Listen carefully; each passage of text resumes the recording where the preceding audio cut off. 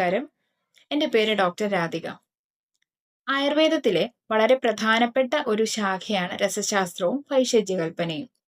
ആയുർവേദത്തിന്റെ pharmaceutical ശാസ്ത്രം, അതായത് ആയുർവേദ ഔഷധങ്ങളുടെ നിർമ്മാണത്തെക്കുറിച്ചും അതിന്റെ ഗുണനിലവാരം ഉറപ്പാക്കാനായി നാം പാലിക്കേണ്ട മാനദണ്ഡങ്ങളെക്കുറിച്ചുമെല്ലാം വിശദമായി പറയുന്ന ശാഖ.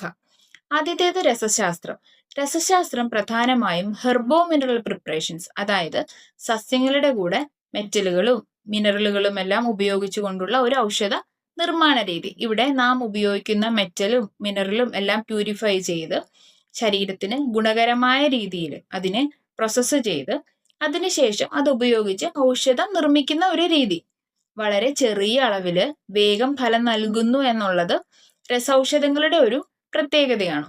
അടുത്തത് ഭൈഷജ്യകൽപ്പന. ഭൈഷജ്യം എന്നാൽ ഔഷധമെന്നും കൽപ്പന എന്നാൽ സംസ്കരണം എന്നുമാണ് പറയുന്നത്. ഭൈഷജ്യകൽപ്പനയിൽ പ്രധാനമായും സസ്യങ്ങൾ ഉപയോഗിച്ചുകൊണ്ട് ഔഷധം നിർമ്മിക്കുന്ന ഒരു രീതിയാണ്.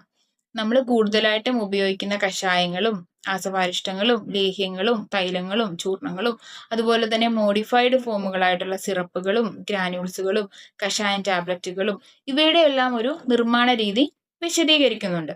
ചുരുക്കത്തില് രസശാസ്ത്രം എന്നാൽ ധാതു ലോഹാധിഷ്ഠിതമായ ഔഷധത്തിന്റെയും ഭൈഷജ്യകൽപ്പന എന്നാൽ സസ്യാധിഷ്ഠിതമായ ഔഷധത്തിന്റെയും ഒരു നിർമ്മാണ രീതിയാണ് വിശദീകരിക്കുന്നത്. ഈ ശാഖയിൽ ഔഷധത്തിന്റെ നിർമ്മാണ രീതി വിശദീകരിക്കുന്നതിനോടൊപ്പം തന്നെ അവയുടെ ഡോസും ഉപയോഗക്രമവും ഇവ സേവിക്കുമ്പോൾ നമ്മൾ പാലിക്കേണ്ട ഭക്ഷണ രീതിയെക്കുറിച്ചും എല്ലാം വിശദമായി പറയുന്നുണ്ട്.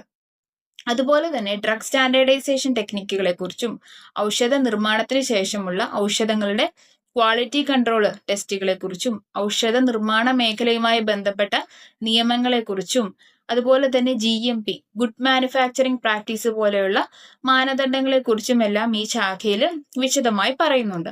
ഈ നിയമങ്ങളും മാനദണ്ഡങ്ങളും പാലിച്ചുകൊണ്ട് തന്നെയാണ് നമ്മുടെ ഓരോ ഔഷധങ്ങളും നിർമ്മിക്കുന്നതും.